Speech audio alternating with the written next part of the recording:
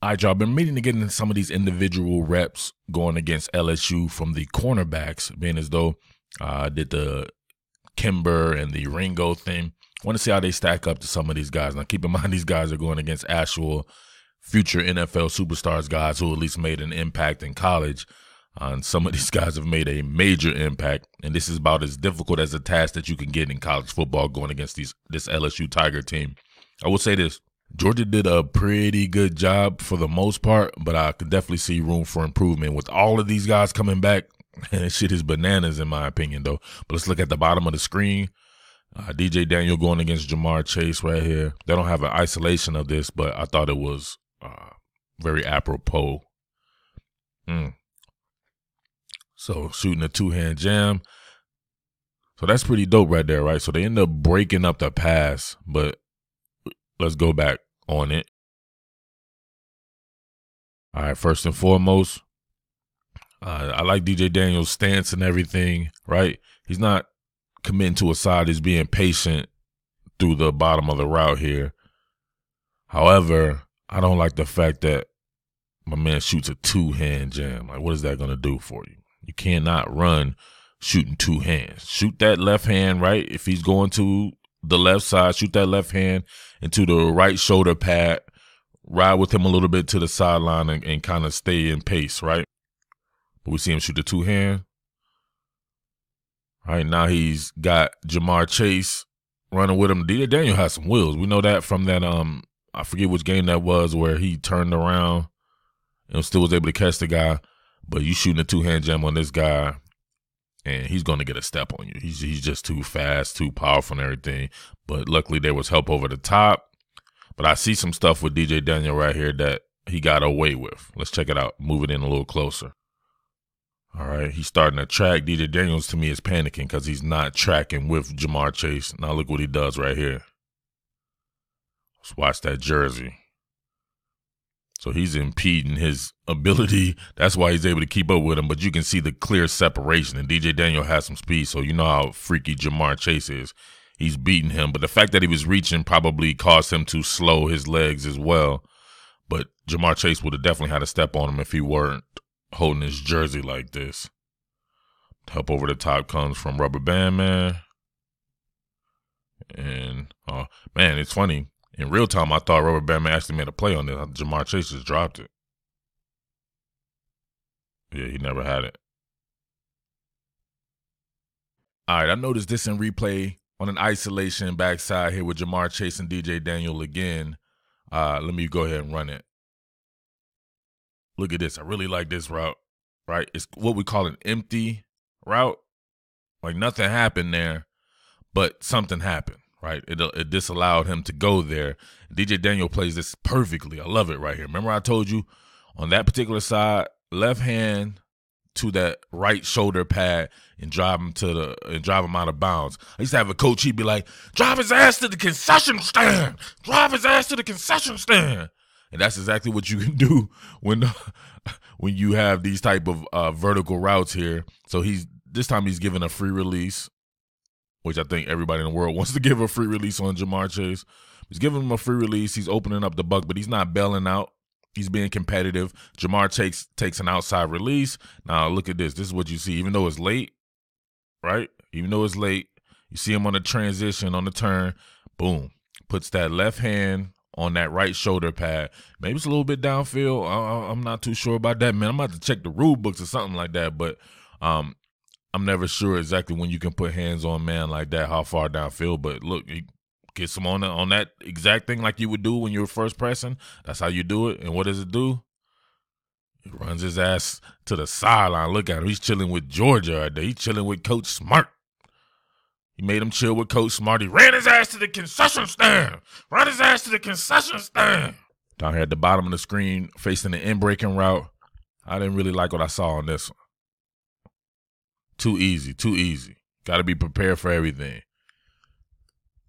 What happened? What had happened was, all right, first of all, no hands on man, right? Free release. No reason to be that close and give a free release. Not sure why they do that in football.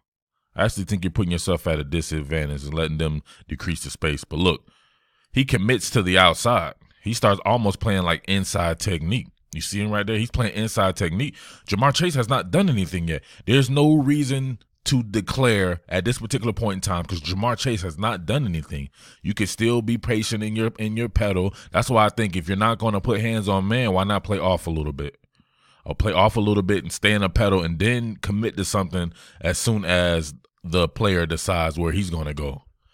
But he's already committing, and it just so happens to be a what? So you can see it right there. That's almost damn near, with that foot forward like that, that's damn near inside technique. But Chase is bending it back. Now look at him. Now he has a transition. Separation anxiety ensues. Not competitive on that particular route. Getting cooked. Yeah, you can see a little bit better right here. Yep, so why shuffle out? Why shuffle out? Because you're that damn close, right? Put hands on man, then maybe you can shuffle out. Until then, why not stay in your pedal phase? Let him declare. But he does a good job of walking the dog, right? He walks the dog, varying his tempo. He being Jamar Chase, walks the dog, bangs him, cooks him, separates. You can see, man, football is a game of inches. Just something that subtle right there got him open very much so. All right, new cat, top of the field here, Tyson Campbell. If I'm being honest about the situation, I like DJ Daniel better than Tyson Campbell. Tyson Campbell has some improving to do, where I think DJ Daniel showed himself to be further along despite not playing as good a competition coming from the JUCO ranks. All right, bell technique here. What is Tyson Campbell doing? What is this? What type of coverage is this? First, you got man-to-man to the boundary. So it's cover 0. Or actually, no, I don't see J.R. Reed. So it's probably some type of third coverage. Maybe cover 1 man. I don't know. But for some odd reason, my man right here takes outside technique on a bell. Outside technique on a bell. So you should be able to see everything coming. Joe Burrow does a good job of looking this off. However, he's looking. He's faster than Terrace Marshall, in my opinion, right? So he's the Huckleberry right here. Ball going. He's no longer looking. You already had you were in outside technique. Now he's in man, like just playing the man, not locating the ball. Now he finally locates right here, but I think it's a tad bit. He located and then quit locating. This is a horrible route, man. Terrace Marshall double catches it. Yeah, Tyson Campbell needs some work, man. All right, back to Tyson again. Bottom of the screen. Walk the dog. Oh, bad pass by Burrow. Tyson Campbell was smoked out of his boots. What is he doing? What is he doing? All right, shuffle, shuffle. Shuffle, 2-hand jam. Damn, 2-hand jam, man. 2-hand jam makes you stop your feet. Jamar Chase defeats the 2-hand jam. Now what happens, right? You shot 2 hands. You're going to be off balance. You shot 1 hand, you would still have 1 hand to keep your balance with. He shot 2 hands. Now he's off balance, stumbling and bumbling and rumbling. Already beat with a step. Look, Jamar Chase, that's the thing. People always talk about 40 times. That shit ain't got nothing. It's not straight. Football is not straight line speed all the time. It's not. It's start and stop. It's technique and everything, especially at the cornerback position. Your 10-3 speed is not going to help you right here if you cannot play quarterback and have the nuances. He's beat. A better throw by Burrow here, right here. Just misses him, but you can clearly see the separation anxiety. Richard LeCount late getting over there. They avoided disaster just because Burrow missed the pass. All right, very similar to what they were running with Tyson Campbell just previously.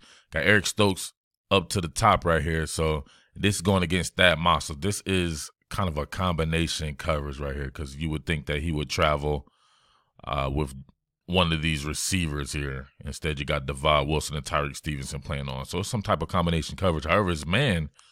But you got a bell tactic going on by DJ Daniel where he's covering a third of the field, and then Richard LeCount rotates. So kind of like a cloud coverage. But check out DJ Daniel down here at the bottom. Being challenged vertically meets the challenge. See him bailing out, right? When you bail like this, you can keep your eyes on the quarterback. So he knows right now that Burrow's about to throw this ball to him, which I'm not sure Tyson Campbell, what the hell he was doing, but he knows that he's the Huckleberry in this particular situation. Oh, he's doing his DJ Daniel thing that I can see with his left hand. Yep, here we go. Let's zoom in a little closer. Yeah, he's going to have to eradicate that, man. Somebody's going to point that out, one of these coaches or something like that, and then they'll point it out before the game and have them looking for it. So he's holding. But he does a good job of competing, man. Play play on ball. DJ Daniel's a keeper, man. I like DJ Daniel better than Tyson Campbell. This is the thing. You take DJ Daniel off the field, would they take Derek Stingley off the field, right? If he's your best guy, keep him on the field, man. Tyson Campbell needs to find somewhere else to play, in my opinion. All right, last one, Eric Stokes. They didn't catch this bad boy at the snap, but you can see clearly oh, man, he reached for a two-hand. Why he do that? Look at him. He was beat. He was reaching for a two-hand. Come on, Eric Stokes. It's surprising to see Eric Stokes back on the team, but what did I say? I was being honest the entire year. I didn't think he had that good a year. Now you see him back. And before the year, I thought he was the best in the country, but there's a reason why he's back for his senior season. But look at him. Don't come around here with that. But that wasn't on him. You see, he shot the two-hand jam. He's immediately beat. This is just a bad throw from Burrow. Allows him to catch up, underthrown pass. Stokes panicking. Stokes is panicking. Look at him. He's not even in position. He's already cheating. Look at that. That right there could have been called, and Jamar Chase actually does. Yeah, that's a bad rep by Stokes. Refs just didn't call it. They don't call it. It don't happen, baby. That's football for you. But let me know what you think about those guys, man. What you seen from Tyson Campbell and DJ Daniel and how it factors in with Ringo and Kimber returning as well, Eric Stokes. Let me know your rotation there. We'll do a little bit of the inside corners here on the next go-round. Tyreek Stevenson, Devad Wilson, and Mark Webb. But all these guys are returning. That's crazy, huh? That's a crazy amount of talent, or at least a crazy amount of bodies you can throw out there in the secondary. Definitely the fastest secondary you would have to think in the country, right? Like 3'10", 3 dudes. Crazy stuff, man. All right. As always, thank you for your patronage. Peace.